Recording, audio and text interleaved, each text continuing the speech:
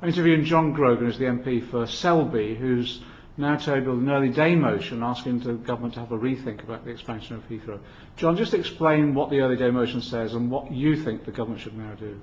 Well, the motion, which is signed by over 50 MPs now of all parties, says that the government should rethink its policy on the third runway, given particularly that the number of people flying is going down in the recession and so on. That gives us a chance to really look at this again. And I think the government should not just look at Heathrow Airport, but it should look at all the airports in the country, should look at high-speed rail and develop a policy on the whole of that and drop these plans for the third runway. The government says it's going to make its decision by Christmas. I hope the government will decide to take a step back and not pursue this policy, which was first dreamt up 5 years ago, way out of date now, and instead take a full look at our whole aviation policy and our whole high-speed train policy and look at them together.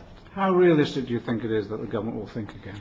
I think the very senior levels of the government now, I've been speaking to some ministers who are really beginning to have second thoughts on this. They're thinking there's only one real issue that matters now to people, that's the economy, the immediate economy.